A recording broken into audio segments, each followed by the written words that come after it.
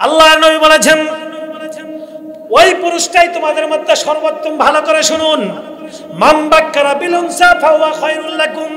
ও দুনিয়ার মানুষ, আমি আল্লাহর কাছে নবীর কাছে ওই পুরুষটাই সর্বশ্রেষ্ঠ যে পুরুষের প্রথম সন্তান হলো কন্যা সন্তান। প্রথম সন্তান কি সন্তান? কন্যা সন্তান।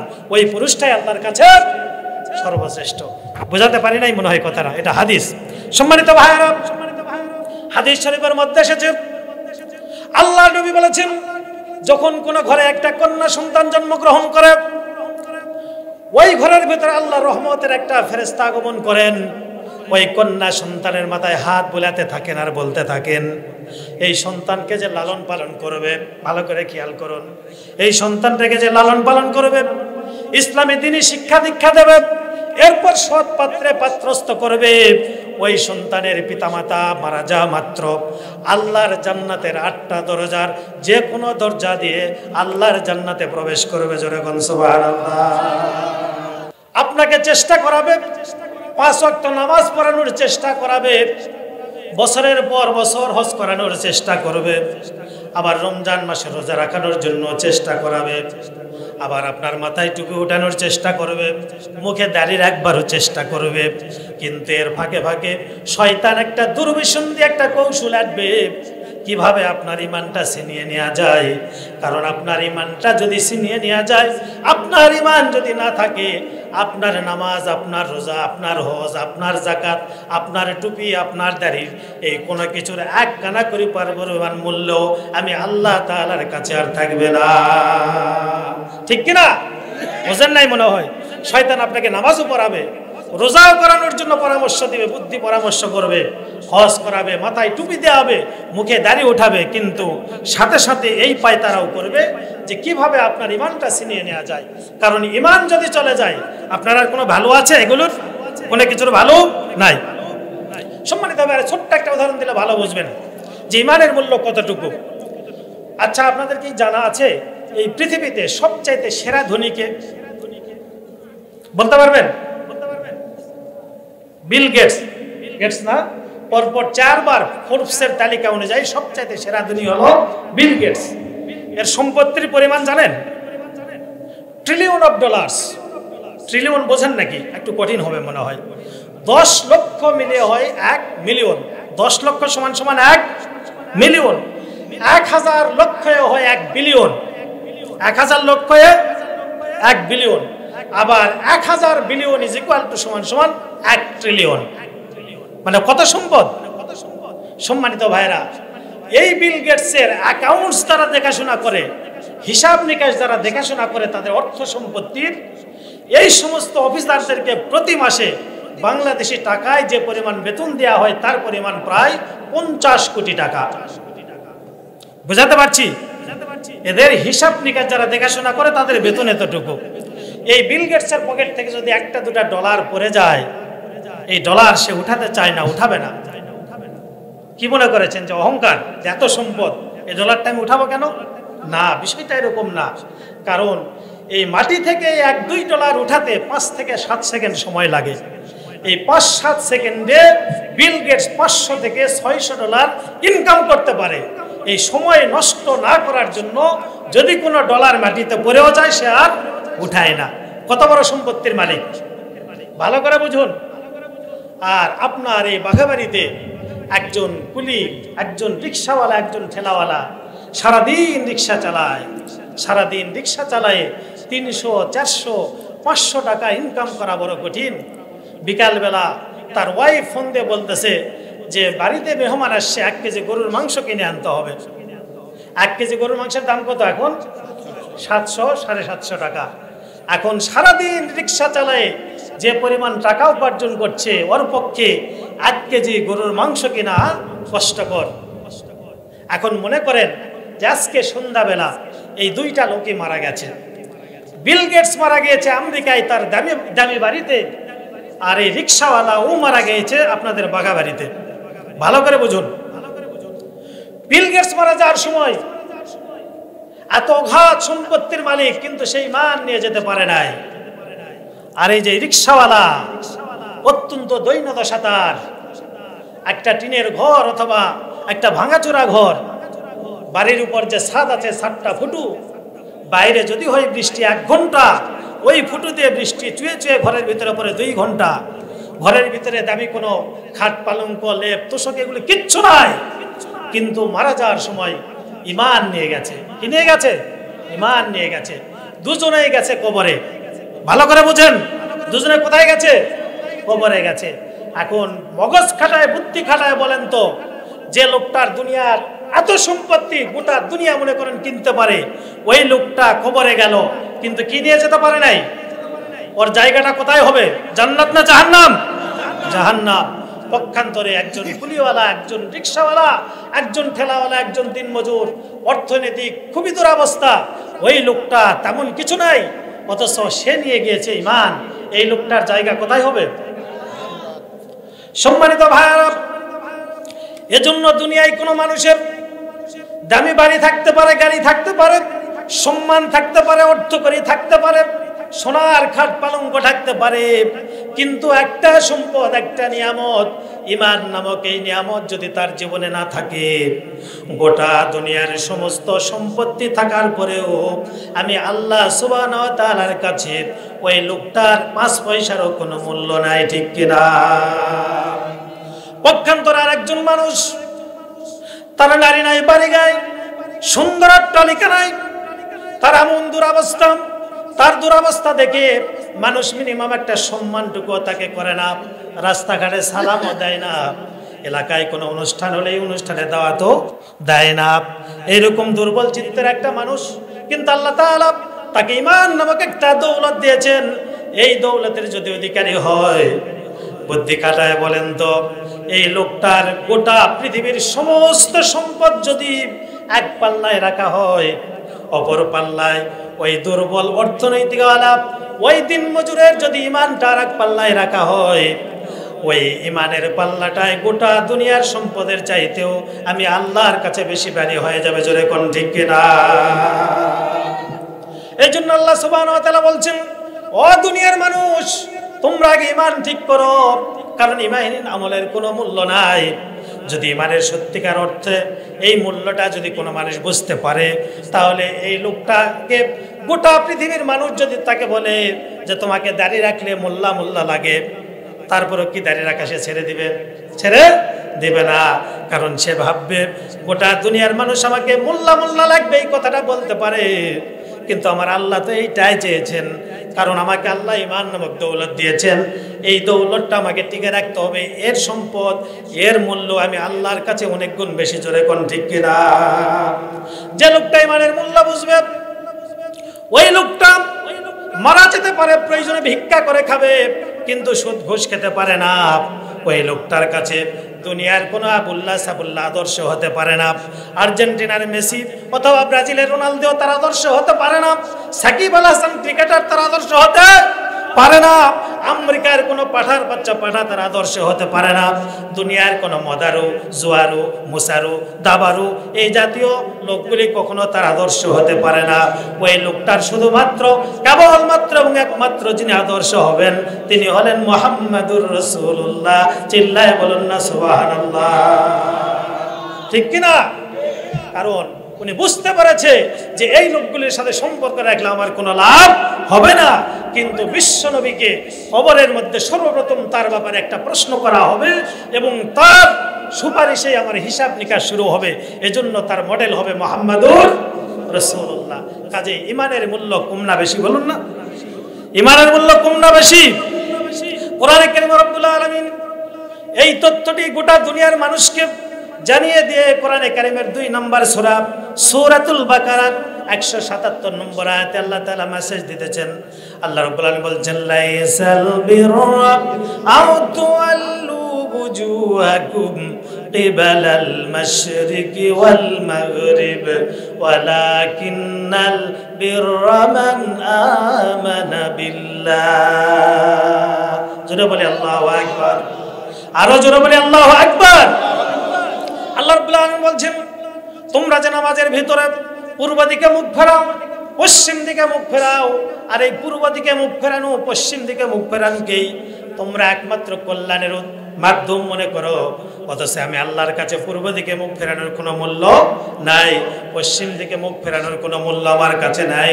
ওয়ালাকিন্নাল বিররা মান আমানা বিল্লাহ, প্রকৃত কল্যাণ হলো যে তোমরা প্রকৃত অর্থে সত্যিকার অর্থে কে কতটুকু নির্ভেজাল ইমানদার হতে পেরেছো, কতটুকু ইমানওয়ালা হতে পেরেছো, এইটুকুই আমি আল্লাহ তাআলা দেখতে চাই। জোরে বল সুবহানাল্লাহ। সম্মানিত ভাইরা, তো এই ইমানটা অত্যন্ত দামি জিনিস, অত্যন্ত দামি জিনিস। এই ইমানটা খালেস করতে হবে, নির্ভেজাল করতে হবে। এই ইমানটা হতে হবে কুফর মুক্ত, শিরক মুক্ত, নিফাক মুক্ত। আমরা সে বিষয়ে একটু আলোচনা করব। তার আগে একটু দরুদ পড়ি। আল্লাহুম্মা সাল্লি আলা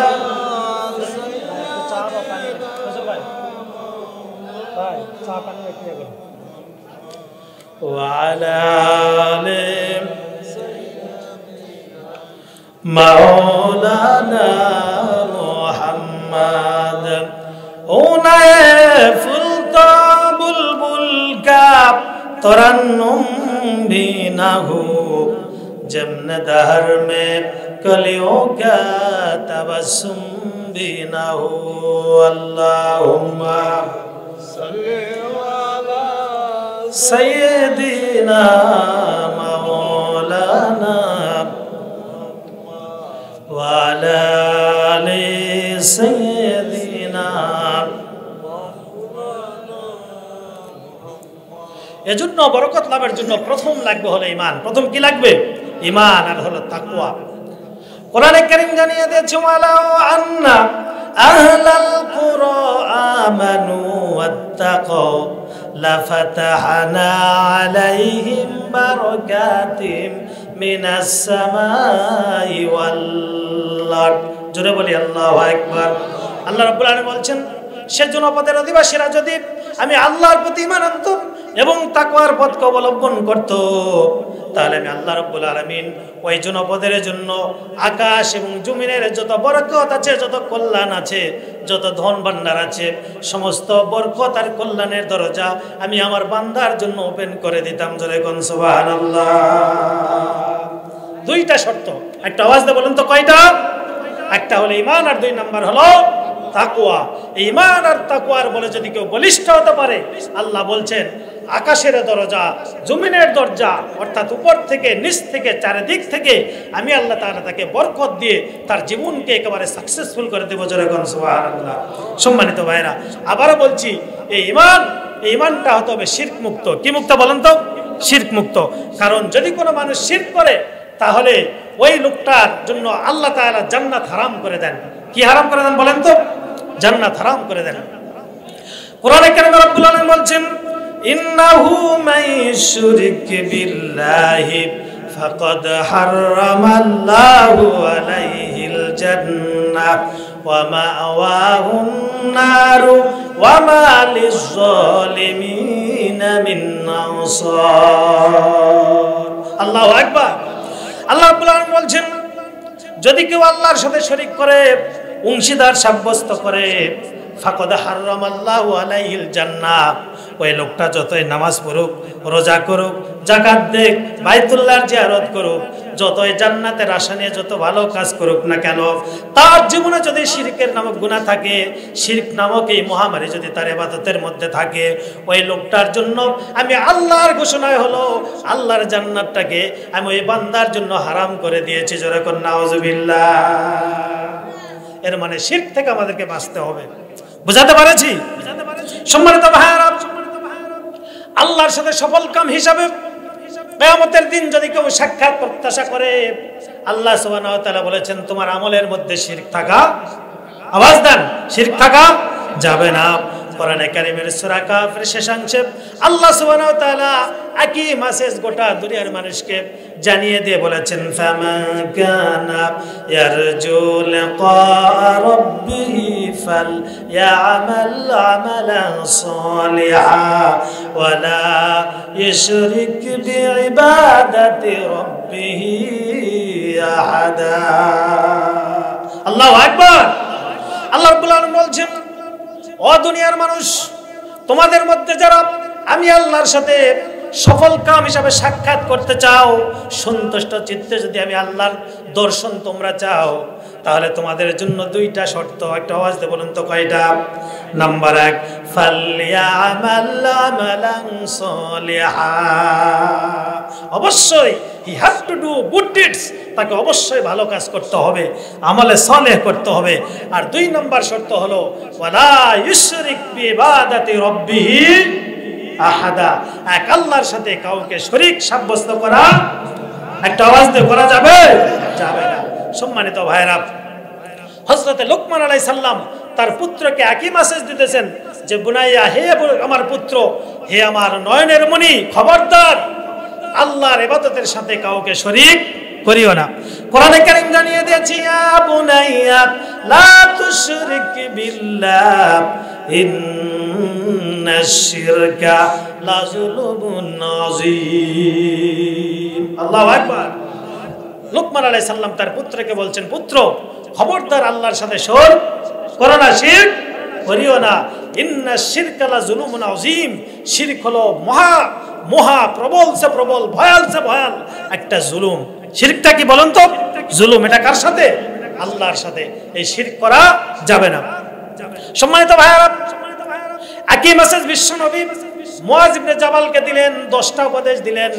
এই 10টা উপদেশের ভিতরে দ্বিতীয় নম্বরে মুআজকে বললেন, ইয়া মুআজ লা তুশরিক বিল্লাহি শাইয়া ইন কুতিলতা ওয়া হুররিকতা মুআজ, দুনিয়ার সমস্ত মানুষগুলি যদি তোমাকে শিরক করবার জন্য তোমাকে কেটে টুকরো টুকরো করে দেয়, অথবা বিশাল অগ্নিকুণ্ড জ্বালিয়ে আগুনের মধ্যে তোমাকে নিক্ষেপ করে আগুন লাগিয়ে তোমাকে জ্বালিয়ে পুড়ে ছাই করে দেয়, কিন্তু খবরদার মুআজ, তুমি আমি এক আল্লাহর সাথে কখনো শিরক করবা না।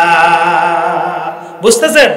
যদি তোমাকে কেটে টুকরো টুকরো করে দেয়া হয়, অথবা তোমাকে দাউ দাউ করা জ্বলন্ত আগুনের মধ্যে নিক্ষেপ করে দেওয়া হয়, তারপরেও এক আল্লাহর সাথে শরীক করবা না। এখন আসেন, এই শিরকটা কি জানা দরকার আছে না নাই বলুন তো? আপনারা কি বিরক্ত হয়ে গেছেন? সামনে আলোচনা আছে, আপনারা অপেক্ষা করুন, খুব ভালো লাগবে।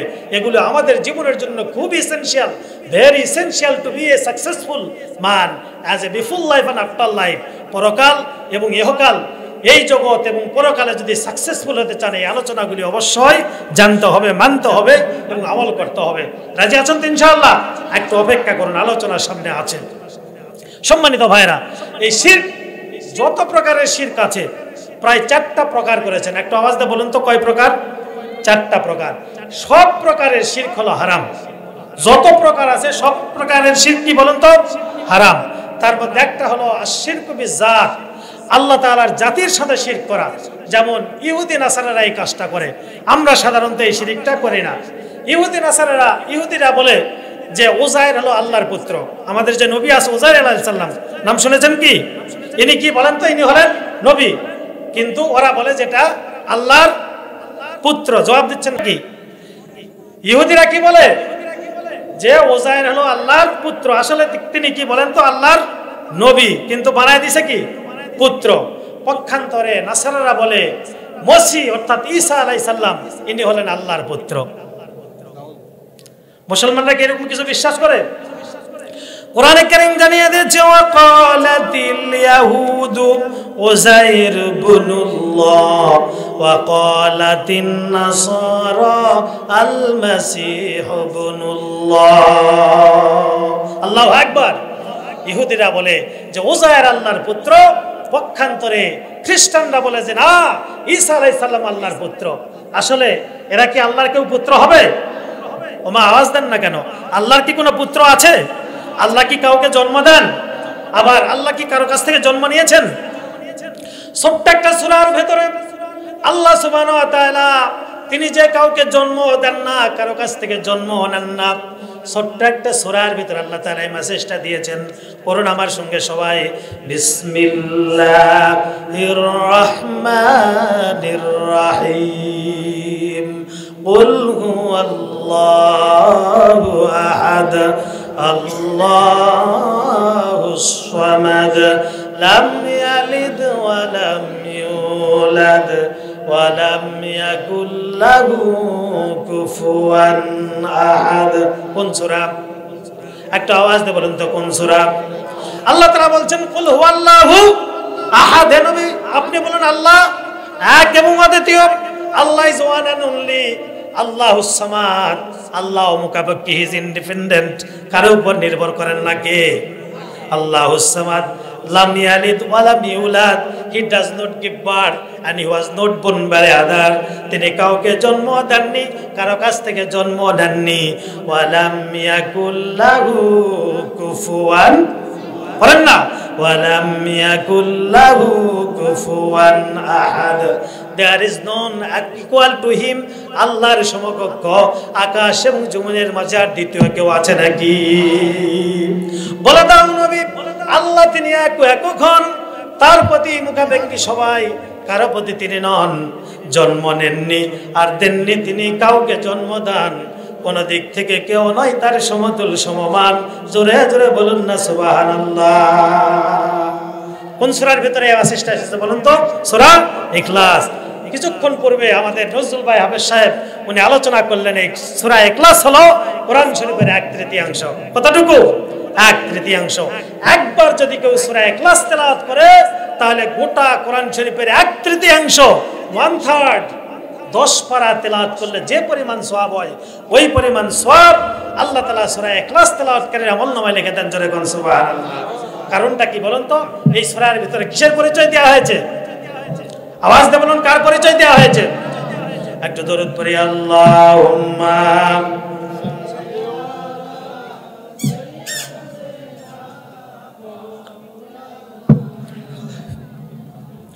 ওয়া আলা আলি সাইয়্যিদিনা মাওলানা মুহাম্মদ, আল্লাহুম্মা সাল্লি আলা মাওলানা মুহাম্মদ ওয়া আলা আলি সাইয়্যিদিনা মাওলানা মুহাম্মদ। তাহলে এক প্রকারের শিরক হলো আল্লাহ তাআলার জাতের সাথে, এই শিরক সাধারণত আমরা করি না। 2 নম্বর হলো শিরক বিস সিফাত, আল্লাহর 99টা সিফাতি নাম আছে, এই নামগুলির সাথে শিরক করা, এইটার সাথে 99% মুসলমান আমরা এই শিরকের সাথে জড়িত। কত পার্সেন্ট বললাম বলেন তো? 99%। যেমন আল্লাহর একটা নাম হলো সুবহান, আল্লাহর একটা নাম কি বলেন তো? একটু আওয়াজ দিয়ে বলুন না। আমরা কি বলি? সুবহান আল্লাহ। কি বলি? সুবহান। আল্লাহর আরেকটা নাম হলো সুবহান। সুবহান মানে হলো যাবতীয় অক্ষমতা, অপারগতা, দুর্বলতা, এগুলো থেকে যিনি মুক্ত, পুত এবং পবিত্র, আরবি ভাষায় তাকে বলা হয় সুবহান। তাকে কি বলা হয়? সুবহান। এখন দুর্বলতা নাই এমন কোন মানুষ পৃথিবীতে খুঁজে পাওয়া যাবে? নবীরাও দুর্বল, মানবিক বিষয়ে তারা দুর্বল। কিরকম? যেমন সারাদিন কাজ করার পরে তারা ঘুমের কাছে দুর্বল, তাদেরকে ঘুমাতে হয়। ঘুমাতে হয় না? মুহাম্মদ রাসূলুল্লাহ দীর্ঘ পথ মরুভূমিতে অতিক্রম করেছেন, সফর করেছেন, করার পরে উনি ভাবলেন যে রাতের বেলা যদি ঘুমায় হয়তোবা ফজরের নামাজ কাজা হয়ে যেতে পারে। এজন্য দায়িত্ব দিলেন হযরতে বেলালকে। কাকে দায়িত্ব দিলেন? বেলালকে, যে তুমি আমাকে জাগিয়ে দিও। মজার বিষয় হলো সূর্য উঠে গেছে, এই মুহূর্তে আল্লাহর নবী চাতুন পেয়েছেন, ঘুম থেকে জাগ্রত হয়েছেন। যাকে দায়িত্ব দিয়েছেন আল্লাহ নবী তাকে ডেকে তুললেন। 2টা বর্ণনা, বেলাল অথবা আলী। ভালো করে বুঝেন, কথাগুলি কি বোঝাতে পারছি? দায়িত্ব দিলেন আলী অথবা বেলালকে যে তুমি ফজরের সময় কি করো? ডেকে দিও। অথচ উনি তো টের পানি নাই, সূর্য ওঠার পরে টের পেয়েছেন কে? মুহাম্মাদুর রাসূলুল্লাহ। বিশ্বনবী নামাজটা, ফজরের নামাজটা কাজা করলেন। এর মানে নামাজ কাজা হয়ে গেল কিসের? ফজরের। এর মানে নবীদা ঘুমের প্রতি দুর্বল। দুর্বল কিনা? মানে কথাগুলি বোঝাতে পারছি না। আবার দেখেন, সারাদিন কষ্ট করার পরে খাইতে হয়, খাবারের প্রতি দুর্বলতা আছে না নাই? আবার জ্ঞানের প্রতি দুর্বলতা আছে ফেরেশতাদের। অনেক ফেরেশতা অনেক কিছু জানে না, আল্লাহ যতক্ষণ না যায়। কিন্তু এই কোন বিষয়গুলির সাথে কোন মানুষের এই যে দুর্বলতাগুলি আছে, এই দুর্বলতাগুলি আল্লাহর সাথে কি জড়িত আছে? আল্লাহকে কি ঘুমাতে হয়? আওয়াজ দেন, ঘুমাতে হয়? লা তাখুযুহু সিনাতুন ওয়ালা নাওম, তিনি ঘুমানো না, তার তন্দ্রাও পর্যন্ত আসে না। ঘুম তো দূরের কথা, তন্দ্রাও পর্যন্ত আসে না। এর মানে এগুলোর যাবতীয় দুর্বলতা থেকে যিনি পুত এবং পবিত্র তিনি কে বলুন তো? আরো জোরে বলুন, তিনি কে? আল্লাহ। আর এই জন্য আমরা তাকে বলি সুবহান। বুঝাতে পারছি? এই দুর্বলতা থেকে দুনিয়ার কোনো নবী, কোনো ফেরেশতাও মুক্ত নাই, কারণ তাদেরকেও খাইতে হয়, তারপরে দুর্বল হলে বিশ্রাম নিতে হয়, ঘুমাতে হয়, অনেক কিছু আল্লাহ না জানালে এরা কেউই কিছু জানতো না। এর মানে জ্ঞানের দুর্বলতা তাদের আছে, ঘুমানোর দুর্বলতা আছে, তারপরে খাওয়ার দুর্বলতা আছে। কিন্তু এই খাওয়া দাওয়া, ঘুম, জ্ঞান, এই জাতীয় কোনো একটা দুর্বলতা কি আল্লাহর আছে? যারা আওয়াজ দিচ্ছেন না তারা কি মনে করতেছেন আছে নাকি? তাহলে যাবতীয় দুর্বলতা থেকে যিনি মুক্ত তিনি কে বলেন তো? আল্লাহ।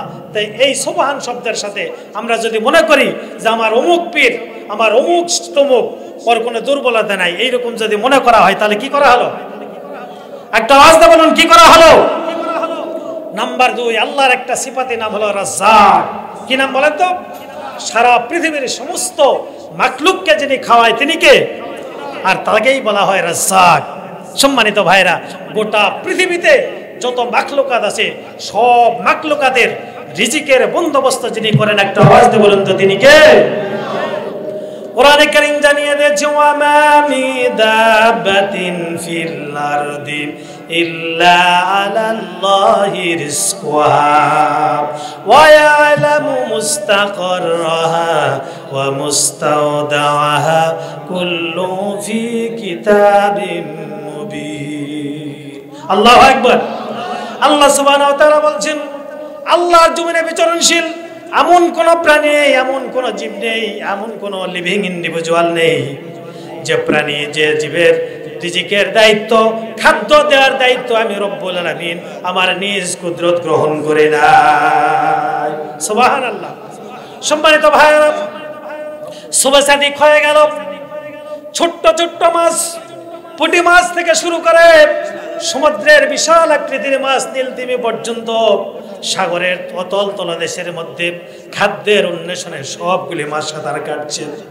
আবার ছোট্ট প্রাণী পিপিলিকা থেকে শুরু করে সুন্দরবনের রয়্যাল বেঙ্গল টাইগার পর্যন্ত অসংখ্য প্রাণী, কেউ বা 2 পায়ের উপর ভর করে, কেউ বা 4 পায়ের উপর ভর করে, কেউ বা হাঁটে, কেউ বা লাফিয়ে বেড়ায়। এভাবে সকাল থেকে শুরু করে সন্ধ্যা পর্যন্ত জঙ্গলের বিভিন্ন জায়গায় তারা চোরাচুরি করছে রিস্ক অন্বেষণ করার ব্যাপারে। আবার ছোট্ট ছোট্ট পাখি, হামিংবার্ড থেকে শুরু করে সামুদ্রিক আলবাট্রস পর্যন্ত বিশাল আকৃতির পাখি, এই পাখিগুলি মুক্ত আকাশে ডানা মেলে পথ করে উড়ে বেড়াচ্ছে শুধুমাত্র খাদ্যের অন্বেষণে। আল্লাহ সুবহানাহু ওয়া তাআলা বলছেন, ও দুনিয়ার মানুষ, এই প্রত্যেকটা প্রাণীকে সুন্দর লাগতে কি না লাগতে, প্রত্যেকটা প্রাণীকে আমি আল্লাহ তাআলা তাদেরকে পেট পুরে খাওয়াই, যার যার ঘরে আমি ঘুরাই দেই। জোরে কোন সুবহানাল্লাহ। সব কিছুকে যিনি রিজিক দেন তিনি কে? আরো জোরে বলেন তিনি কে? এখন এই রাজ্জাক, যদি যিনি রিজিক দেন তিনি রাজ্জাক, দুনিয়ার মানুষ যদি মনে করে আমি চাকরি করি, চাকরি আমাকে খাওয়াই, আমার চাকরি, আমার পেশা, আমার দোকানপাট এগুলি আমাকে খাওয়াই, এই ইমানটা যদি আপনার আসে তাহলে আল্লাহর যে রাজ্জাক নাম, এই রাজ্জাকের নামের সাথে আপনি শিরক করলেন। কি করলেন? শিরক করলেন। আপনার এই ইমান, আপনার নামাজ, আপনার রোজা, আপনার হজ, আপনার যাকাত কোনো কিছুই আল্লাহর কাছে, আল্লাহর কাছে আর কোনো মূল্য আছে তার? থাকবে না। এজন্য শিরক থেকে মুক্ত হতে হবে। রাজি আছেন তো ইনশাআল্লাহ? সম্মানিত ভাইরা, আল্লাহর আরেকটা নাম হলো খালেক। একটা আওয়াজ দিয়ে বলেন তো কি? খালেক। খালেক মানে কি? সৃষ্টিকর্তা। সব কিছুকে যিনি সৃষ্টি করেছেন তিনি কে? আরো জোরে বলুন তিনি কে? সম্মানিত ভাইরা, সারা পৃথিবীর সমস্ত বিজ্ঞান একত্রিত হয়ে কি একটা মাছি সৃষ্টি করতে পারবে? এই যে অন্যান্য ধর্মাবলম্বী ভাইরা মূর্তির কাছে গিয়ে চায়, খাবার দেয়, ভোগ দেয়, এই ভোগগুলি যদি ওই মূর্তিগুলি না খেয়ে তাদের সামনে থেকে, তাদের প্রভুর কাছ থেকে একটা মাছি ওই খাদ্যের একটা কোনাও যদি ছিনিয়ে আনে, তাহলে এই সমস্ত মূর্তিকে বাধা দিতে পারবে? বোঝেন নাই মনে হয়? কোরআনে কারিমে রব্বুল আলামিন সূরা হজের ভিতরে কত সুন্দর করে এদের উপমা উল্লেখ করে কোরআনে কারিমের মধ্যে দুনিয়ার মানুষকে জানিয়ে দিয়েছে।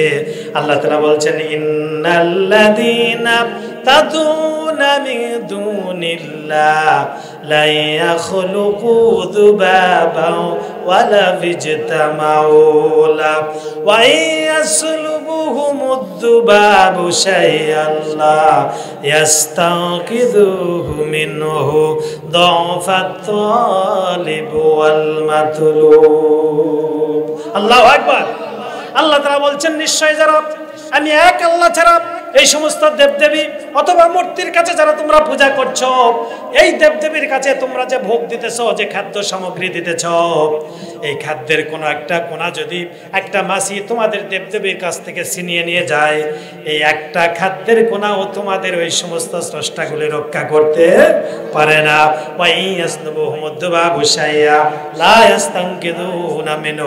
ওই একটা খাদ্যের কোনাও ওই মাছির কাছ থেকে কখনো রক্ষা করতে পারে না।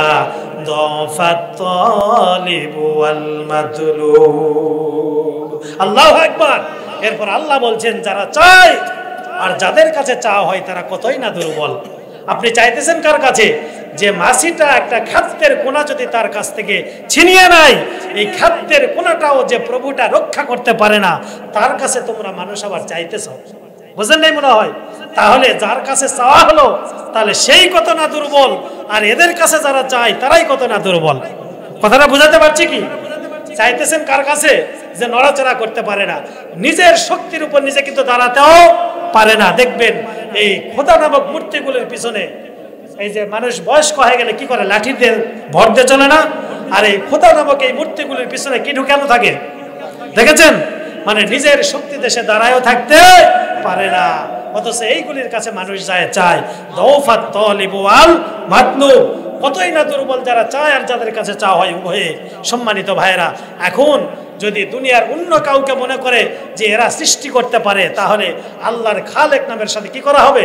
শিরক করা হবে। সম্মানিত ভাইরা, এই যে আমরা ভাত খাই, এই চাল দুনিয়ার সমস্ত বিজ্ঞান একত্রিত হয়ে একটা চাল কি সৃষ্টি করতে পারবে? আওয়াজ দেন, একটা চাল তৈরি করতে পারবে? পারবে, অবশ্যই পারবে, কিন্তু সেটা করবে প্লাস্টিকের চাল। কিসের চাল? প্লাস্টিকের চাল। খাওয়া যাবে? এই জন্য দুনিয়ার সমস্ত মানুষ সব মিলে একটা চাল পর্যন্ত সৃষ্টি করতে পারে না। তা যে যা কিছু সৃষ্টি করেছেন, যিনি সৃষ্টি করেছেন, একটা আওয়াজে বলেন তো তিনি কে? আল্লাহ। সম্মানিত ভাইরা, 3 নাম্বার যে শিরক, সেটা হলো শিরকু বিল ইখতিয়ারাত, অধিকার। ভালো করা, মন্দ করা, খারাপ করা, সুস্থ করা, কাউকে রোগ দেয়া, কাউকে ইজ্জত দেয়া, ক্ষমতা দেয়া, চেয়ারে বসানো, চেয়ার থেকে নামানো, এই টোটাল ইখতিয়ার কার হাতে? আরো জোরে বলুন, কার হাতে? যখন আপনি অসুস্থ হন, সুস্থতার দেয়ার একমাত্র মালিককে বলুন তো? ওয়াইদা মারিদতু ফাহুয়া ইয়াশফিন। আবার ইজ্জত দেয়ার মালিককে? একটা আওয়াজ দেন। জিল্লতি দেয়ার মালিককে? ক্ষমতায় বসানোর মালিককে?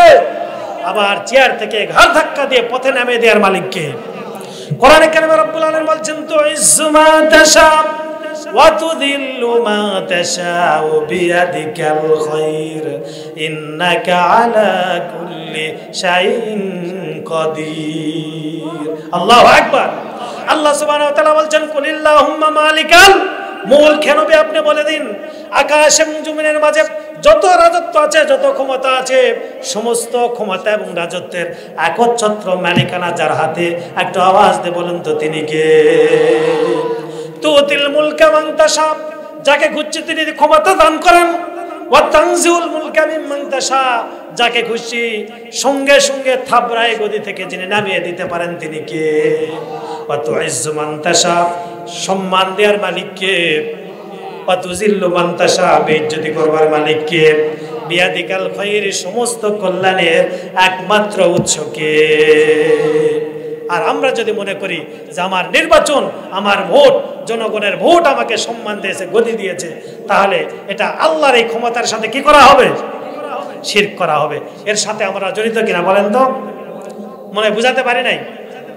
সম্মানিত ভাইরা, আবার সন্তান দেওয়া, সন্তান না দেওয়া, ছেলে সন্তান দেওয়া, মেয়ে সন্তান দেওয়া, বধির করে রাখা, বন্ধা করে রাখা, এই টোটাল অথরিটি কার হাতে? একটা আওয়াজ দিয়ে বলুন, কার হাতে? কোন বদর সাহেব, আজমিরি সাহেব, কাশ্মীরি সাহেব, কোন বদনাপির কারো পক্ষে কি সন্তান দেওয়া সম্ভব? একটা আওয়াজ দিয়ে বলুন, সন্তান দেওয়া সম্ভব? সন্তান কি কোনো মানুষ দিতে পারে? সন্তান তিনি দিতে পারেন, তিনি কে? ছেলে সন্তান যিনি দেন তিনি কে? মেয়ে সন্তান যিনি দেন তিনি কে? ছেলে মেয়ে দুইটা মিলে যিনি দেন তিনি কে? আবার ছেলেও না মেয়েও না, চিরতরে আপনার স্ত্রীকে বন্ধা করে যিনি রাখতে পারেন, একটু আওয়াজ দিয়ে বলুন তো তিনি কে? কোরআনে কারীম জানিয়ে দিয়েছে ইয়াখলুকু মা ইয়াশা ইয়াহাবু লিমান ইয়াশাউ ইনাথাও ওয়া ইয়াহাবু লিমান ইয়াশাউ যুকুর আও ইউযাব্বিজুহুম যুকরানা ওয়া ইনাথা ওয়া ইয়াজআলু মান ইয়াশাউ আকিমা। জনাব আল্লাহু আকবার। আল্লাহ রাব্বুল আলামিন বলছেন আমি আল্লাহ যেমন খুশি তেমন করে সৃষ্টি করি, তেমন করে ডিস্ট্রিবিউশন করি। ইয়াহাবু লিমান ইয়াশাউ ইনাথা, যাকে খুশি আমি আল্লাহ তাআলা কন্যা সন্তান দান করি। ওয়া ইয়াহাবু লিমান ইয়াশাউ যুকুরা, যাকে খুশি ছেলে সন্তান দান করি। আও ইয়াযাব্বিজুম যুকরানা ওয়া ইনাসা, আবার যাকে খুশি আমি আল্লাহ তাআলা ছেলেও দেই মেয়েও দেই। ঠিক কিনা? ওয়ায়াজআলু মান ইয়াশাউ আকিমা, আর আমি খুশি যার ব্যাপারে সিদ্ধান্ত নেই তাকে ছেলেও দেই না মেয়েও দেই না, চিরতরে ওই মানুষটাকে আমি বন্ধা করে দেই। এই টোটাল অথরিটি যার হাতে, একটু আওয়াজ দিয়ে বলুন তো তিনি কে? অথচ আমরা পীরের কাছে যাই, মাজারের কাছে যাই, কবরের কাছে যাই যে আমাকে একটা ছেলে সন্তান দাও, যাই কিনা? এখানে তার একটা জিনিস লক্ষণীয়, আল্লাহ প্রথমে বললেন যে আমি যাকে খুশি কি দেই? মেয়ে সন্তান দেই। যাকে খুশি কি দেই? ছেলে সন্তান দেই। তাহলে আগে কোন সন্তানের কথা বলা হলো? কথা বলেন না, আগে মেয়ের কথা বলো না ছেলের কথা বলা হলো? আগে মেয়ের কথা বলা হলো। এর মানে আল্লাহ যদি কারো প্রতি সন্তুষ্ট হন, সর্বপ্রথম তাকে যে সন্তানটা দেবেন সেটা হলো ছেলে সন্তান না মেয়ে সন্তান? ওমা আওয়াজ দেন, কোন সন্তান? কিন্তু আমরা উল্টাটা বুঝি। আমরা কি বুঝি? উল্টাটা বুঝি। সম্মানিত ভাইরা, কোরআন শরীফের মধ্যে আল্লাহ তাআলা সব কিছু খোলাসাভাবে বর্ণনা করেছেন। আমরা কোন জিনিসটাকে মনে করি যে আল্লাহ আমার যদি ছেলে সন্তান হতো মনে হয় জগতের সব কল্যাণ আমার হতো, এরকম মনে করি কিনা? আবার কেউ মনে করে যদি মেয়ে সন্তান হতো তাহলে সব কল্যাণ মনে হয় এর মধ্যে থাকতো। আল্লাহ রাব্বুল আলামিন বলছেন না না না, তোমাদের এই ধারণাগুলি ভুল। আসা আন তুহিব্বু শাইআন ওয়া হুয়া খায়রুল লাকুম ওয়া আসা আন তুহিব্বু শাইআন ওয়া হুয়া শাররুল লাকুম ওয়াল্লাহু ইয়ালামু ওয়া আনতুম লা তা'লামুন। আল্লাহু আকবার। আল্লাহ রাব্বুল আলামিন বলছেন ও দুনিয়ার মানুষ, তোমরা পারতপক্ষে কোন একটা জিনিসের মধ্যে মনে করো এই জিনিসটা পাইলেই না জানি দুনিয়ার সব ভালো সব কল্যাণ আমার হবে। কিন্তু আমি আল্লাহ বলছি রে বান্দা, তুমি যেটাকে ভালো মনে করছো আমি আল্লাহ তাআলা তোমার সমস্ত কল্যাণ ওই ভালো জিনিসটার মধ্যে লুকায় রেখেছি। ওয়াসান তুকরিহু শাইআন ওয়া হুয়া খায়রুল লাকুম, অথচ তোমরা বাহ্যিক দৃষ্টিতে যার ভিতরে মনে করছো কল্যাণ আছে, অথচ আমি আল্লাহ তাআলা ওর ভিতরে কল্যাণ লুকায় রেখেছি। আল্লাহু ইয়ালামু ওয়া আনতুম লা তা'লামুন। প্রকৃত বিষয় হলো কোনটার মধ্যে ভালো আছে আর কোনটার মধ্যে কল্যাণ আছে এইটা যিনি নির্ধারণ করেন, যিনি জানেন, একটু আওয়াজ দিয়ে বলুন তো তিনি কে? বুঝাতে পারছি? যে জিনিসকে আপনি মনে করছেন যে আল্লাহ ওইটা হলে মনে হয় সব ভালো আমার হয়ে যাবে, কিন্তু আল্লাহ বলছে না না না, ওর ভিতরে আমি তোর ধ্বংসের কারণ লুকায় রেখেছি। আর কিছু জিনিসকে মনে করেন আল্লাহ এটা যদি হয় না জানি আমি কত ক্ষতিগ্রস্ত হব, আল্লাহ বলছেন এর মধ্যেই তোমার কি রেখেছি?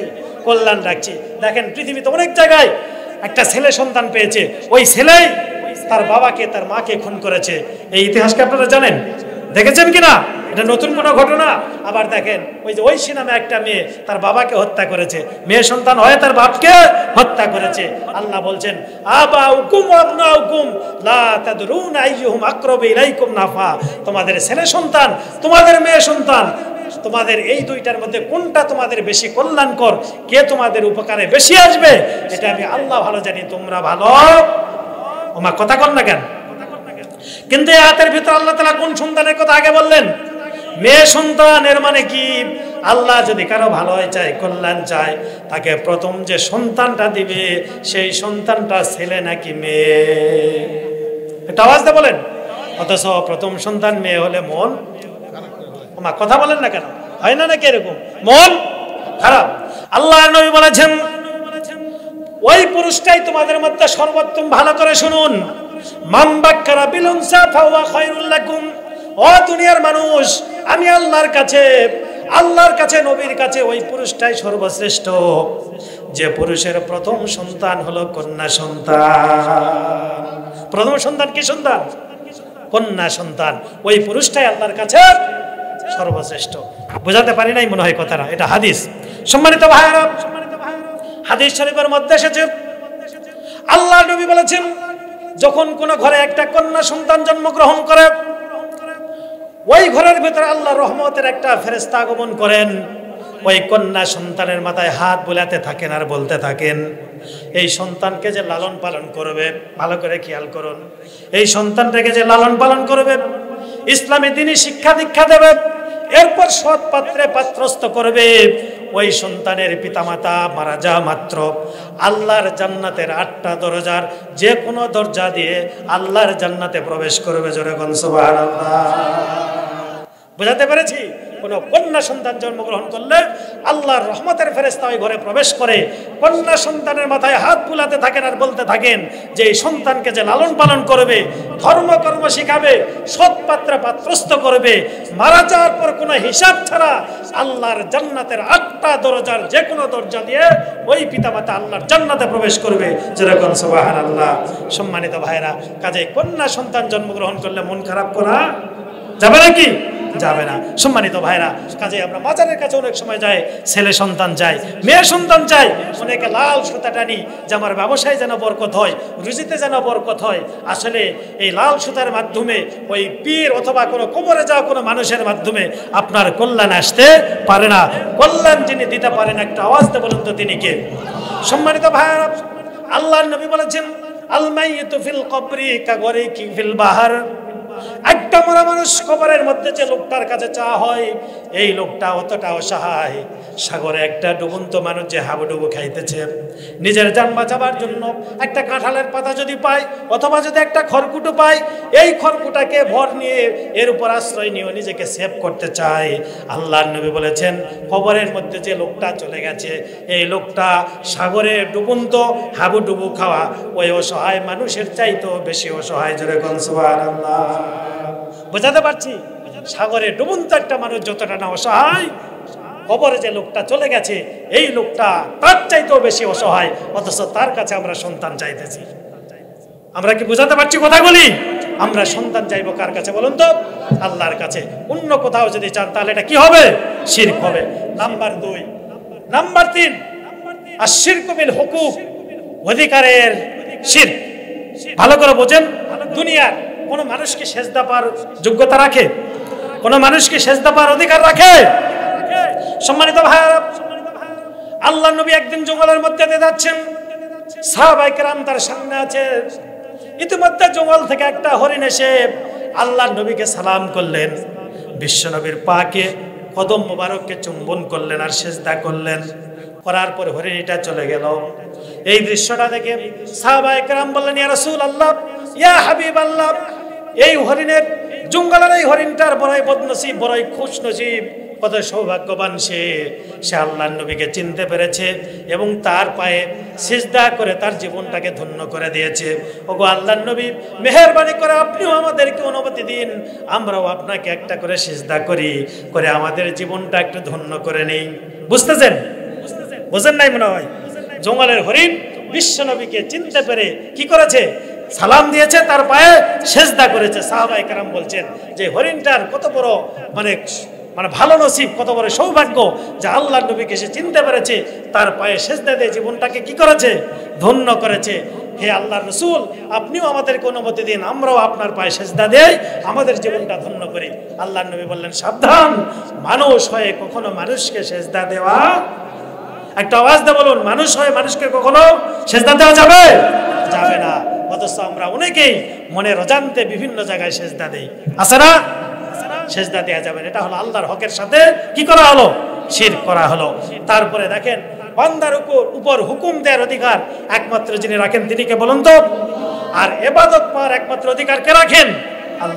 আল্লাহ রাখেন। সম্মানিত ভাইরা, আল্লাহর নবী বলেছেন 2টা জিনিস ওয়াজিব হয়ে গেছে। কয়টা জিনিস? সিনতানে ওয়াজিবাতান, সিনতানে মুজিবাতান। 2টা জিনিস 2 লোকের উপর ওয়াজিব হয়ে গেছে। নাম্বার 1, মাম্মাতা ওয়ালাম ইউশরিক বিল্লাহি দাখালাল জান্নাহ। যে লোকটা মারা গেছে অথচ আল্লাহর সাথে শরীক করে নাই, ওই লোকটার জন্য আল্লাহর জান্নাত ওয়াজিব হয়ে গেছে। জোরে কোন সুবহানাল্লাহ। ভালো করে বোঝেন, আল্লাহ নবী বললেন দুইটা জিনিস দুই লোকের জন্য ওয়াজিব হয়ে গেছে। কয়টা জিনিস? কয় লোকের জন্য ওয়াজিব হয়েছে? দুইজন লোকের জন্য। একটা, যে লোক মারা গেছে অথচ জীবনে শিরক করে নাই, তার জন্য আল্লাহর জান্নাত কি হয়ে গেছে? ওয়াজিব হয়ে গেছে। পক্ষান্তরে ওমা মাতা ইশরিক বিল্লাহি শাইয়া দাখালান নার, আরেকটা লোক মারা গেছে কিন্তু আল্লাহর সাথে শরীক করেছে, এই লোকটার জন্য আল্লাহর জাহান্নাম ওয়াজিব হয়ে গেছে। যেরকম নাউজুবিল্লাহ। সম্মানিত ভাইরা, এমনি করে আমাদের ইবাদতের মধ্যেও শিরক আছে। আল্লাহ নবী বলেছেন মান সাল্লা ইউরাইন নাস ফাকাদ আশরাকা, যদি কেউ লোক দেখানো নামাজ পড়ে, কি দেখানো? লোক দেখানো যদি নামাজ পড়ে, আল্লাহর নবী বলেছেন ফাকাদ আশরাকা, সে আল্লাহর সাথে শিরক করেছে। মান সামা ইউরাইন নাস, কোন মানুষ যদি লোক দেখানোর জন্য রোজা করে, ফাকাদ আশরাকা, সে কি করলো? আল্লাহর সাথে শিরক করলো। আবার আছে মান তাসাদ্দাকা ইউরাইন নাস ফাকাদ আশরাকা, যদি কোন মানুষ দান সাদাকা করে লোক দেখানোর উদ্দেশ্যে, তাহলে সে আল্লাহর সাথে কি করলো? শিরক করলো। কাজেই এই যে নামাজের মধ্যে, রোজার মধ্যে, তারপরে দান সাদাকার মধ্যে লোক দেখানোর প্রবণতা আমাদের আছে না নাই? অনেকের মধ্যেই আছে। তাহলে আমরা কি করতেছি?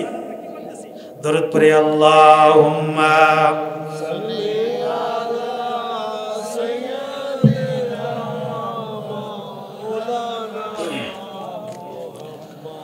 ওয়া আলা আলি সাইয়্যিদিনা মাওলানা মুহাম্মদ। তাহলে নামাজ পড়া হবে একমাত্র কার সন্তুষ্টির জন্য? ওয়ামা উমিরু ইল্লা লিয়াবুদুল্লাহ মুখলিসিনা লাহুদ দ্বীন। আমরা একনিষ্ঠভাবে আমাদের সমস্ত ইবাদত, আমাদের সমস্ত আমল আখলাক, আমাদের সমস্ত কার্য প্রণালী যার জন্য করি, একটা আওয়াজ দিয়ে বলুন তো তিনি কে? সম্মানিত ভাইরা, কিছু লোক আমরা আছি লোক দেখানোর জন্য নামাজ পড়ি। ছোট্ট একটা সূরার ভেতরে আল্লাহ তাআলা এদের পরিণাম সম্পর্কে বলতে গিয়ে বলেছেন, পড়ুন আমার সঙ্গে, ফাওয়াইলুল লিল মুসাল্লিন আল্লাযীনা হুম আন সালাতিহিম সাহুন আল্লাযীনা হুম ইউরাউন ওয়া ইয়ামনাউনাল মাউন। জোরে বলি আল্লাহু আকবার। আল্লাহ রাব্বুল আলামিন বলছেন ফাওয়াইলুল লিল মুসাল্লিন, ওই সমস্ত মুসাল্লিদের জন্য ধ্বংস, ওই সমস্ত মুসাল্লিদের জন্য ধ্বংস। ওয়াইল নামক জাহান্নাম। ফাওয়াইলুল লিল মুসাল্লিন আল্লাযীনা হুম আন সালাতিহিম সাহুন, যে সমস্ত লোকেরা নামাজ পড়ে অথচ নামাজের ব্যাপারে কোনো খোঁজ খবর রাখে না, নামাজের মধ্যে রুকু সেজদার ব্যাপারে কোনো খেয়াল করে না, খুশু খুশুর সহকারে নামাজ আদায় করে না। আল্লাযীনা হুম ইউরাউন, তারা আসলে নামাজ পড়ে আল্লাহর সন্তুষ্টির জন্য না, বরং তারা নামাজ পড়ে লোক দেখানোর জন্য। জোরে জোরে বলুন নাউজুবিল্লাহ।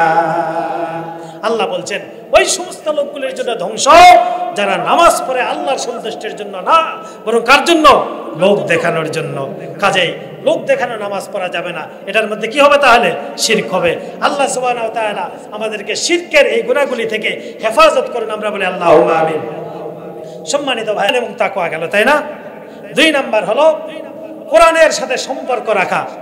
একটা আওয়াজ দিয়ে বলুন তো, কোরআনের সাথে বেশি বেশি সম্পর্ক রাখা, এটা হলো কল্যাণ বা বরকত লাভের 2 নাম্বার উপায়। সম্মানিত ভাইরা, যে পরিবারে, যে জাতিতে, যে ঘরের ভিতরে কোরআন পড়া হবে, কোরআনের অর্থ করা হবে, কোরআনের উপর আমল করা হবে, ওই পরিবার, ওই ঘরকে আল্লাহর রহমত এবং বরকত দিয়ে যিনি পরিপূর্ণ করে দিবেন তিনি কে বলেন তো? আল্লাহ পাক।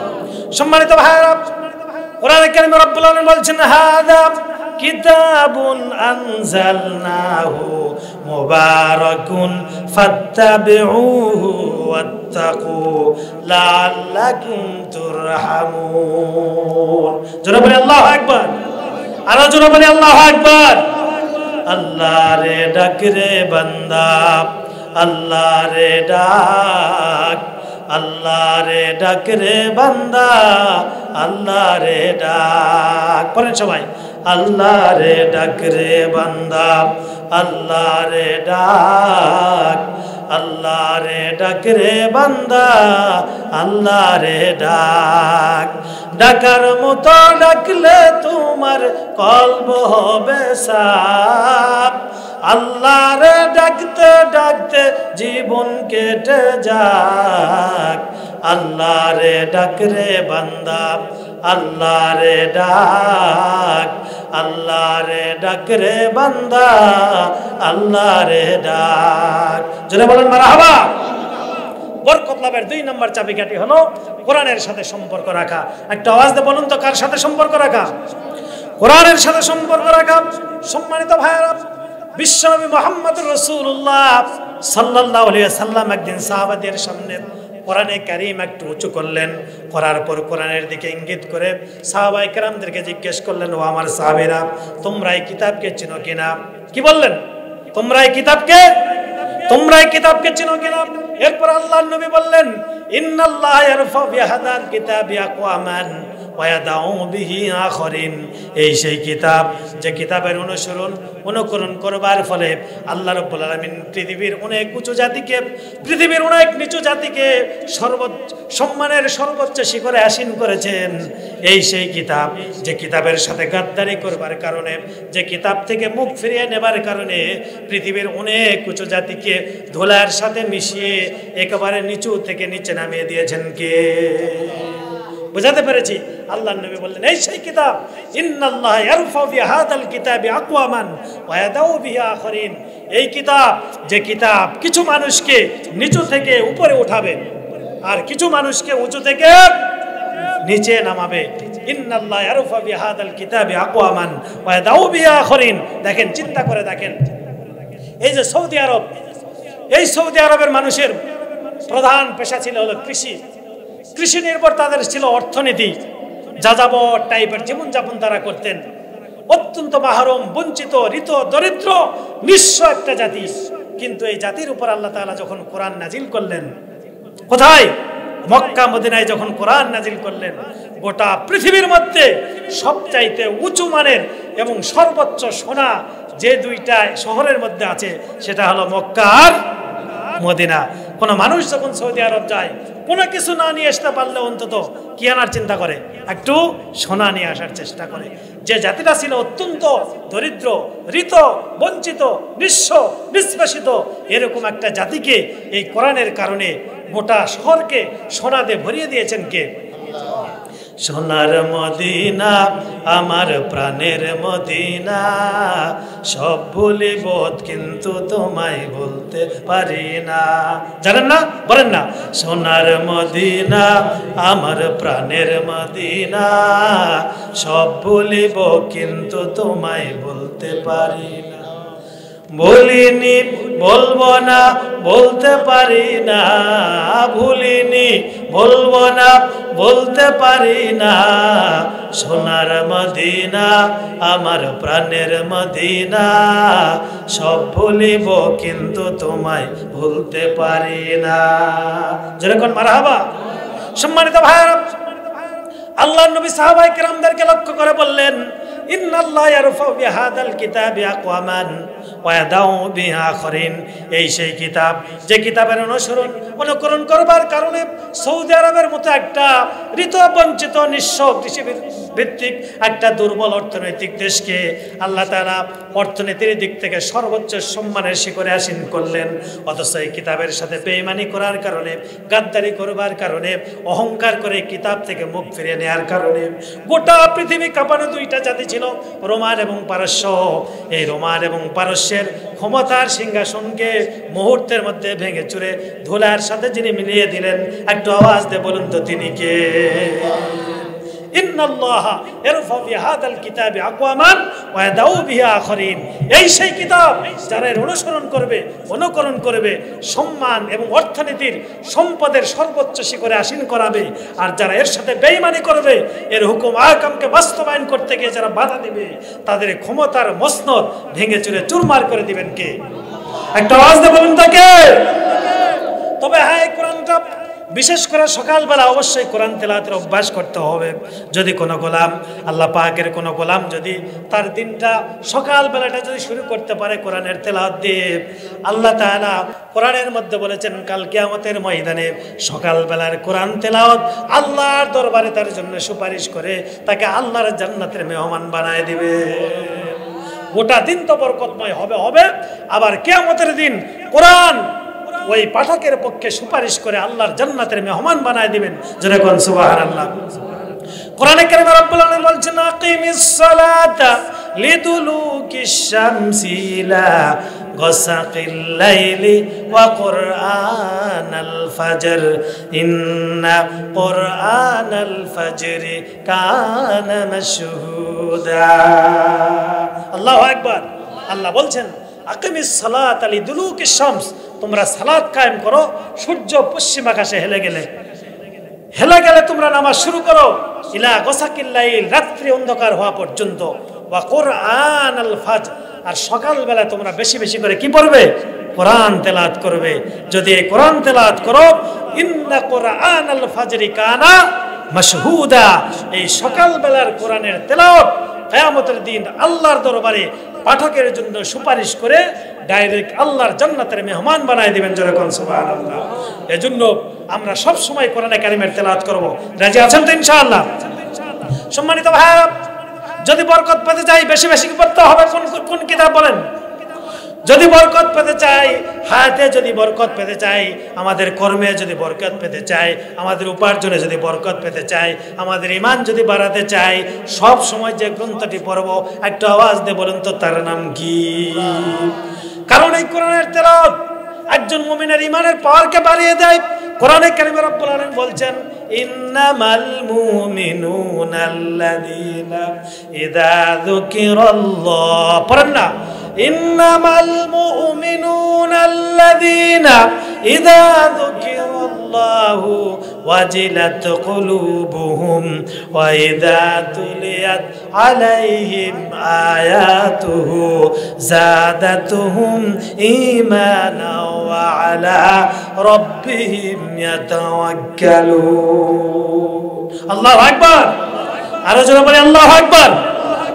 আল্লাহ রাব্বুল আলামিন বলছেন সত্যিকার অর্থে মুমিন তারাই আল্লাযীনা ইযা যুকিরাল্লাহ, যখন তাদের সামনে আল্লাহর নামের জিকির করা হয়, ওয়াজিলাত কুলুবুহুম, আল্লাহর ভয়ে তাদের হৃদয়টা প্রকম্পিত হয়ে যায়, ওয়া ইযা তুলিয়াত আলাইহিম আয়াতুহু যাদাতুহুম ঈমানা, আর যখন তাদের সামনে আল্লাহর কোরআন তেলাওয়াত করা হয় তখন তাদের ঈমানের পাওয়ারটা আমি আল্লাহ তাআলা বাড়ায় দেয়।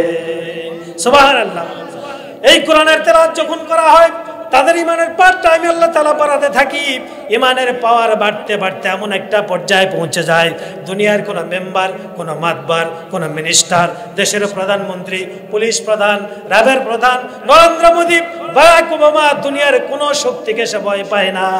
জীবনে চলবার ক্ষেত্রে, প্রতিটা ক্ষেত্রে শুধুমাত্র কেবলমাত্র এবং একমাত্র তাওয়াক্কুল করে যার উপরে, একটা আওয়াজ দিয়ে বলুন তো তিনি কে?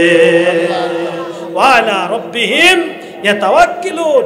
এবং একমাত্র জীবনে চলবার জন্য যত বাধা বিপত্তি আসুক না কেন, শুধুমাত্র কেবলমাত্র এবং একমাত্র যার উপর তাওয়াক্কুল করে তিনি কে বলেন তো?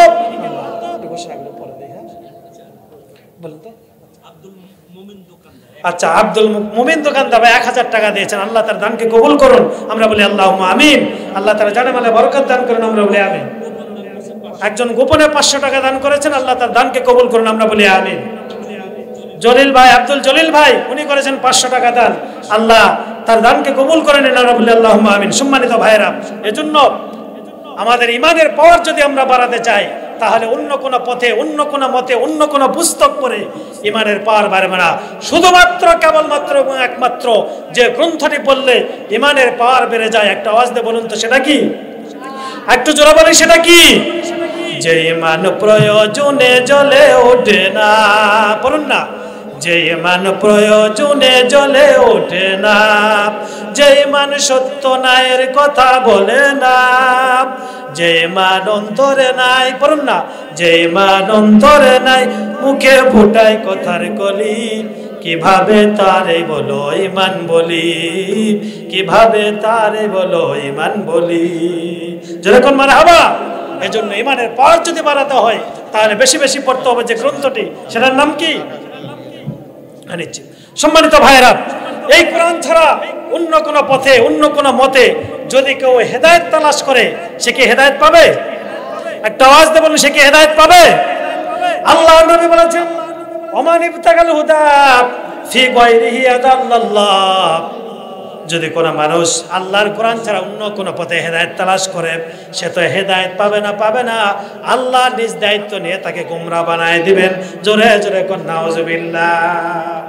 কোরআনে কারিমে রব্বুল আলামিন বলছেন, ওয়া মান আরাদা আন যিকরি ফাইন্না লাহু মাঈশাতান দনকা ওয়া নাহশুরুহু ইয়াওমাল কিয়ামাতি আমা। জোরে কোন আল্লাহু আকবার।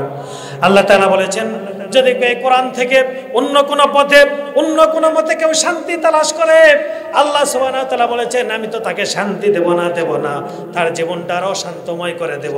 মাঈশাতান দনকা, একটু আওয়াজ দিয়ে বলুন তো, তার জীবনটা কি হবে? অশান্তময় হয়ে যাবে।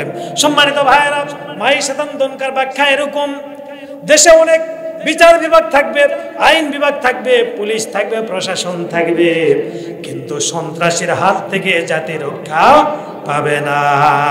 আবার দেখেন, টাকা থাকবে, পয়সা থাকবে, অর্থ থাকবে, পকেট ভর্তি টাকা থাকবে, কিন্তু ব্যাগ ভর্তি বাজার করতে পারবে না।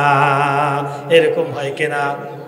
এক পকেট ভর্তি টাকা নিয়ে যাওয়ার পরে বাজারের এমন দ্রব্যমূল্যের ঊর্ধ্বগতি, এক পকেট টাকা নিয়ে যাওয়ার পরেও এক বস্তা বাজার করা সম্ভব হচ্ছে নাকি? সম্মানিত ভাইয়েরা, এরকম টাকা থাকবে, ধন থাকবে, অর্থ সম্পদ সবই থাকবে, প্রাচুর্যতা থাকবে, কিন্তু দরিদ্রতা যাবে না। আবার সোনার পালঙ্ক, খাট পালঙ্ক সবই থাকবে, কিন্তু রাতের বেলা চোখে ঘুম আসবে। বুঝেন নাই মনে হয়? সোনার পালঙ্ক, খাট পালঙ্কের মধ্যে শুয়ে থাকবে শিল্পপতি, কোটিপতি, প্রজাপতি, কিন্তু রাতের বেলা ঘুম আসবে না। অথচ পাশে একজন রিক্সা চালক সারাদিন রিক্সা চালায়, একটা গাছের নিচে রিক্সা দাঁড় করায়, ঠ্যাঙের উপর ঠ্যাং দিয়ে, সিটের উপর মাথা দিয়ে এমন আরামে একেবারে নাক ডাকিয়ে ঘুমাবে যে তার নাকের শব্দে আশেপাশের গাছের পশু পাখি পর্যন্ত দৌড়ে পালাবে। এরকম হয় কিনা বলেন? রিক্সার উপর আরামে ঘুম দিতেছে, অথচ কোটিপতি, লাখপতি, প্রজাপতি সোনার পালঙ্কে, সোনার খাট পালঙ্কে শুয়ে ঘুমানোর পরেও ঘুম, আমার কথা কয় না কেন, ঘুম আসে না। এটার নাম হলো মাঈশাতান দনকা। সম্মানিত ভাইয়েরা, কোরআন ছাড়া অন্য কোন পথে যদি কেউ জীবন গড়াতে চায়, যতই অর্থ থাক, টাকা থাক, করি থাক, ধন সম্পদ থাক, প্রাচুর্যতা থাক, কিন্তু দরিদ্রতা তার যাবে না। আবার যতই আরামের খাট পালঙ্কে থাক, ওই লোকটার চোখে আরামের ঘুম আসবে না। কোটি টাকার মালিক দেখো, অভাব হয় না দূর, গরিব ঘুমায় আরাম করে, মনটা বাহাদুর। পড়েন না, কোটি টাকার মালিক দেখো, অভাব হয় না দূর, গরিব ঘুমায় আরাম করে, মনটা বাহাদুর। ভোগ বিলাসের বাড়ি গাড়ি পরে রবে সব, ভোগ বিলাসের বাড়ি গাড়ি পরে রবে সব, থাকতে সময় স্মরণ করো আল্লাহ আমার রব, থাকতে সময় স্মরণ করো আল্লাহ আমার রব। আরো জোরে বলেন, আমাদের রবকে। আরো চিল্লায় বলেন, আমাদের রবকে। আল্লাহ আমার রব, এই রবি আমার সব। বলেন না, আল্লাহ আমার রব, এই রবি আমার সব। দমে দমে তনু মনে তারই অনুভব, দমে দমে তনু মনে তারই অনুভব। তোমার মদদ পেলে আমি আর না কিছু চাই, তোমার প্রেমের অনল আমি কি দিয়ে নেবাই। তোমার মদদ পেলে আমি আর না কিছু চাই, তোমার প্রেমের অনল আমি কি দিয়ে নেবাই। পাক পাখালির কণ্ঠে শুনি তাসবিহ কলরব, তাসবিহ কলরব। আল্লাহ আমার রব, এই রবি আমার সব। আল্লাহ আমার রব, এই রবি আমার সব। দমে দমে তনু মনে তারই অনুভব। যেরকম মারহাবা। কাজে আমাদের রবকে বলুন তো, আল্লাহ। এই রব যে আল্লাহ, এর উপর যদি আমরা ইস্তেকামত থাকতে পারি, দৃঢ় থাকতে পারি, আমাদের চলার পথে জীবনে যত চড়াই উতরাই আসুক না কেন, সমস্ত বাধা বিপত্তি পেরিয়ে আমাদের আদি জায়গা যে জান্নাত, এই জান্নাতে যিনি পৌঁছায় দিবেন, একটু আওয়াজ দিয়ে বলেন তো তিনি কে? আমরা কোথাকার মেহমান বলেন তো? জান্নাতের মেহমান। আবার আমরা সেই জান্নাতে ফিরে যাব, আমরা বলি আল্লাহুম্মা আমিন। সম্মানিত ভাইরা, সফলতার জন্য প্রথম হলো ঈমান এবং তাকওয়া, 2 নাম্বার হলো বেশি বেশি কোরআনের সাথে সম্পর্ক রাখা, আর 3 নাম্বার হলো বেশি বেশি মানুষকে সালাম দেওয়া আর খাওয়ানো। বলুন তো 3 নাম্বার কি? বেশি বেশি সালাম দেওয়া আর মানুষকে খাওয়ানো। সম্মানিত ভাইরা, আল্লাহর নবী যখন মক্কা থেকে মদিনায় হিজরত করলেন, হিজরতের পরে মদিনার মসজিদে সর্বপ্রথম যে খুতবা দিলেন, এই খুতবার ভিতরে তিনি 4টা বিষয় বয়ান করলেন। সর্বপ্রথম বললেন আফসুস সালাম, তোমরা বেশি বেশি করে সালাম দাও। ওয়াতিমুত তাআম, মানুষকে বেশি বেশি করে খাও। মা বোনদের পক্ষ থেকে অনেকগুলি টাকা এসেছে, আল্লাহ তাআলা মা বোনদের দানকে কবুল করে নাও। আল্লাহ তাআলা তাদের সম্পদের মধ্যে বারাকা দিয়ে দাও। যদি কোনো মা বোন অসুস্থ থাকে, মেহেরবানি করে শিফায়ে কামেল এবং আজেলা দিয়ে দাও। আল্লাহ তাআলা স্বামীর খেদমত করার তৌফিক দিয়ে দাও।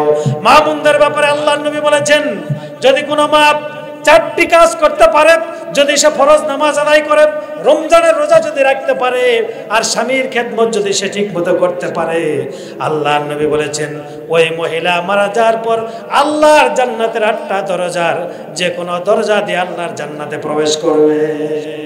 সুবহানাল্লাহ। সম্মানিত ভাইরা, একদিন মহিলাদের পাশ দিয়ে আল্লাহর নবী যাচ্ছিলেন, যাওয়ার পর মহিলাদেরকে লক্ষ্য করে বললেন, তাসাদ্দাকনা, তোমরা বেশি বেশি করে সদকা করো। কি করো? বেশি বেশি করে সাদাকা করো। ফাইন্নি উরিতুকুন্না ইন্না, মেরাজের রাত্রিতে আমাকে দেখানো হয়েছে যে অধিকাংশ মহিলাই হলো জাহান্নামী, অধিকাংশ মহিলাই জাহান্নামী। জিজ্ঞাসা করা হলো, ইয়া রাসূলুল্লাহ, কারণটা কি? তো 2টা কারণ উল্লেখ করলেন, তার মধ্যে একটা হলো যে মহিলারা বেশি বেশি করে অভিশাপ দেয়। কি করে? কথা বলেন না কেন? বেশি বেশি করে অভিশাপ দেয়। আর নাম্বার 2, পেটের কথা পেটে কখনো রাখতে পারে না, মানুষের কাছে বলে বেড়ায়। দেখেন, 10 মাস 10 দিন ধরে অনেক বড় একটা সন্তান পেটে বহন করে সে চলতে পারে, কিন্তু ছোট্ট একটা গোপন কথা আপনার বউকে বলে দিবেন, আর কানে কানে বলবেন যে খবরদার, এই কথা যেন পাড়ার কেউ না জানে। বুঝাতে পারছি? দেখবেন পরের দিন সকালবেলা বাতাসের আগে এই সংবাদটা পৌঁছে গেছে। 10টা মাস ধরে পেটের মধ্যে সন্তান ধারণ করতে পারে, কিন্তু ছোট্ট একটা কথা পেটের মধ্যে রাখতে পারে না। আল্লাহ নবী বললেন, সেই জাহান্নাম থেকে যদি বাঁচতে চাও, বেশি বেশি করে কি করো? সাদাকা করো। আর মা বোনরা আমরা অনেকেই অনেক দান করেছি, আল্লাহ তাআলা মা বোনদের এই সাদাকার বিনিময়ে তাদেরকে জাহান্নাম থেকে বাঁচিয়ে দেন। আমরা বলি আল্লাহুম্মা আমিন। বরকত লাভের 3য় মাধ্যম হলো বেশি বেশি করে কি দিতে হবে? সালাম দিতে হবে। ছোটদেরকে সালাম দিতে হবে, বড়দেরকে সালাম দিতে হবে। হুজুর হোক বা সাধারণ পাবলিক হোক, আগে কি দিতে হবে? সালাম দিতে হবে। অথচ আমরা হুজুরেরা মানুষকে সালাম দিতে চাই না, কাজটা কি করি? উল্টা করি। অথচ আমি হুজুর হয়েছি, আগে আল্লাহর নবীর সুন্নতকে যেহেতু আমি আগে ধরেছি, আই হ্যাভ টু গিভ সালাম এট ফার্স্ট, আমাকেই কিন্তু সালামের সূচনা করতে হবে। অথচ আমরা সালাম দিতে চাই না। সম্মানিত ভাইরা, গোটা বিশ্ববাসীকে আল্লাহ তাআলা সালাম দিয়েছেন, গোটা বিশ্ববাসীকে আল্লাহ নিজেও সালাম দিয়েছেন। আল্লাহ তাআলা বলছেন, সালামুন কাওলাম মির রাব্বির রহিম। আল্লাহু আকবার। আবার সমস্ত নবীদেরকে আল্লাহ তাআলা সালাম দিয়েছেন, সালামুন আলাল মুরসালিন ওয়ালহামদুলিল্লাহি রাব্বিল আলামিন। সমস্ত নবীদেরকে যিনি সালাম দিয়েছেন তিনি কে? এজন্য শান্তি আছে যেখানে সালাম দিতে হবে সেখানে, সালাম আছে যেখানে শান্তিও আছে সেখানে। আল্লাহর একটা নিজের নামই হলো সালাম। কি নাম? আল্লাহর একটা নাম হলো সালাম। পড়ুন আমার সঙ্গে, ওয়াল্লাহুল্লাযী লা ইলাহা ইল্লাহু আল মালিকুল কুদ্দুসুস সালামুল মুমিনুল মুহাইমিনুল আজিজুল জব্বারুল মুতাকাব্বির সুবহানাল্লাহি আম্মা ইউশরিকুন। আল্লাহু আকবার। তাহলে আল্লাহর একটা নাম কি বলেন তো? সালাম। এজন্য আমরা বেশি বেশি করে কি দেব? সালাম দেব। আবার দেখেন গোটা বিশ্ববাসীকে আল্লাহ তাআলা ফজর পর্যন্ত একটা রাতে সালাম দেন, সেই রাতের নাম কি বলা আপনারা কি বলতে পারবেন? কোন রাত? কদরের রাত। কোন রাতে আল্লাহ তাআলা সালাম দেন? কদরের রাতে। সালামুন হিয়া হাত্তা মাতলাইল ফজর। কদরের রাত্রিতে ফজর পর্যন্ত আল্লাহ গোটা বিশ্ববাসীকে সালাম দেন। যেরকম সুবহানাল্লাহ। এজন্য কোন ঘরে যদি আমরা প্রবেশ করতে চাই সেখানেও কি দিতে হবে? আগে সালাম দিতে হবে। এজন্য আমরা যখন ঘরে ঢুকবো তখন কি দিব? আগে সালাম দিব। সম্মানিত ভাইরা, আমরা কবরের পাশ দিয়ে যখন যাই তখন কি দেই? ওমা সালাম দেওয়া হয় না? আসসালামু আলাইকা আহলাল কবর মিনাল মুমিনিনা ওয়াল মুমিনাত আনতুম লানা সালাফুন ওয়া নাহনু লাকুম তাবান ওয়া ইন্না ইনশাআল্লাহু বিকুম লাহিকুন। কবরের পাশ দিয়ে গেলে সালাম আছে না নাই? একটা আওয়াজ দেন, আছে না নাই? আবার নামাজের মধ্যেও সালাম আছে না নাই? নামাজের মধ্যে যদি সালাম না দেন আপনার নামাজই হবে না। আসসালামু আলাইকা আইয়ুহান নাবিয়্যু আসসালামু আলাইনা ওয়া আলা ইবাদিল্লাহিস সলিহিন। আবার সালাম দিয়ে কিন্তু নামাজ শেষ করতে হয়। আসসালামু আলাইকুম ওয়া রাহমাতুল্লাহ বলতে হয় কিনা? ডানে সালাম, বামে আবার সালাম দিয়ে নামাজ শেষ করতে হয়। নামাজ শেষ করার পরে যখন দোয়া করেন এর ভেতরে সালাম আছে না নাই? দু হাত তুলে বলেন আল্লাহুম্মা আনতাস সালাম ওয়া মিনকাস সালাম হাইয়িনা বিস সালাম ওয়া আদখিলনাল জান্নাতা দারুকা দারুস সালাম তাবারাকতা রব্বানা ওয়া তাআলাইতা ইয়া দাল জালালি ওয়াল ইকরাম। আমরা বলি আমিন।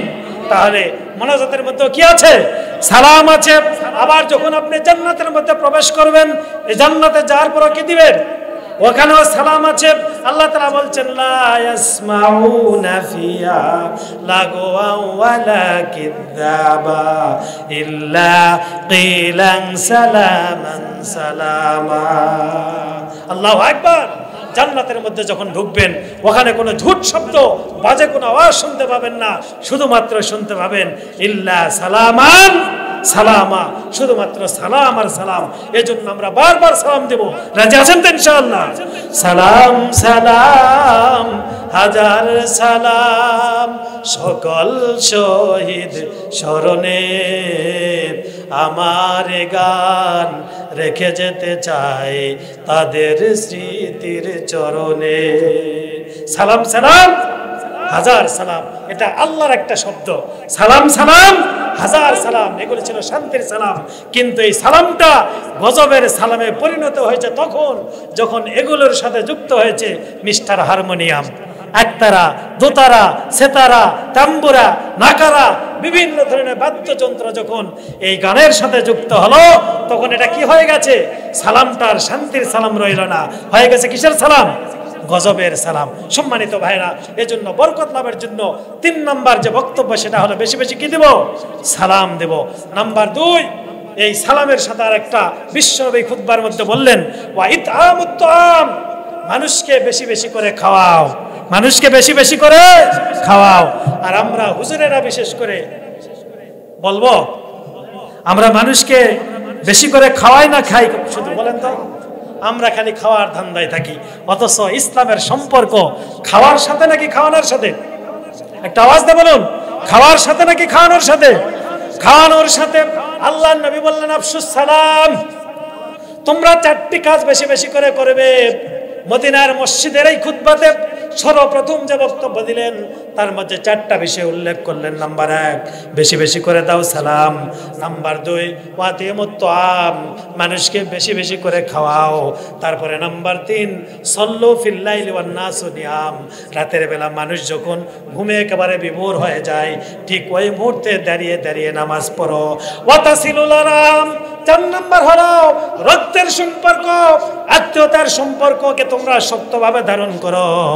ওয়াতাদখুলুল জান্নাতা বিসসালাম, এই 4টা কাজ যদি তোমরা করতে পারো কোন ধরনের ওজর আপত্তি ছাড়া মৃত্যুর পরে তোমরা গুনাহগারে আল্লাহর জান্নাতে প্রবেশ করো। সুবহানাল্লাহ। কয়টা কাজ? 4টা।